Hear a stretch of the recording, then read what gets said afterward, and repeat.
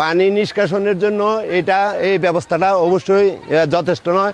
কারণ হলো 4টা চুঙ্গা দিয়েছে, প্রথম 2টা চুঙ্গা দেওয়া শুরু করছিল, তারপর আমাদের এই যে আবদারের পরিপ্রেক্ষিতে আরও 2টা চুঙ্গা দিছে। এখন 4টা চুঙ্গা দিয়ে এই পানি যাওয়ার কথা না, কারণ এত পানির ডল সেই কোথাকার এই মনোহরদির কাছাকাছি থেকে পানি এই দিক দিয়ে চলে আসে।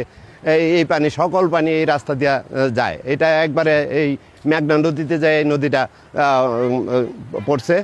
এই পানি সব পানি এই দেশের যত পানি এই নদী দিয়েই যায়।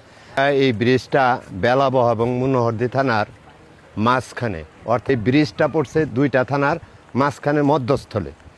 এই ব্রিজটা শুরু হয়েছে আরও 2 বছর আগে, ঠিকাদারি প্রতিষ্ঠান সম্ভবত আরও 2 বছর আগেই এটা কন্ট্রাক্ট পেয়েছে, কিন্তু তারা সেই কাজটা গুরুত্ব সহকারে করে নাই। যদি করতো তাহলে ইতিমধ্যে আরও 2টা ড্রাই সিজন চলে গেছে। এই 2টা ড্রাই সিজনে এইরকম ব্রিজ আরও কয়েকটা করা যায়, কিন্তু তারা এই ঠিকাদারি প্রতিষ্ঠান অত্যন্ত খারাপ অবস্থা। তারা এইখানে লেবারের বিল দেয় না, বিভিন্ন জায়গায় মালপত্র 2 নম্বর জিনিস আনতে চেষ্টা করে। আমরা 2-3 বার এই মালগুলি রিজেক্ট করছি। ওই যে সামনে স্তূপ আছে, ওই বালুগুলি আমরা রিজেক্ট করছি। রিজেক্ট করার পরে দ্বিতীয়বার মাল আইনে এই ব্রিজের কাজ শুরু করছে। এইরকম গড়িমসি করতে করতে এই ব্রিজটার অবস্থা এখন অত্যন্ত খারাপ, নাজুক অবস্থানে পড়ছে। 2 ধারে মানুষ এই পাশে থেকে ওই পাশে যেতেই পারছে না, কোনোভাবেই তারা যাওয়ার কোনো পথ নাই।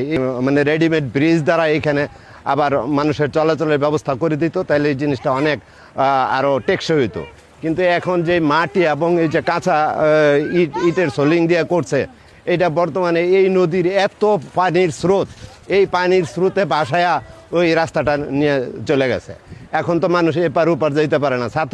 স্কুলের ছাত্রছাত্রীরা স্কুল বন্ধ। মোটামুটি এই দিক দিয়ে ঘুরে গেলে প্রায় 10 কিলো, ওই দিক থেকে শেখার বাজার ঘুরে গেলে প্রায় 15 কিলো।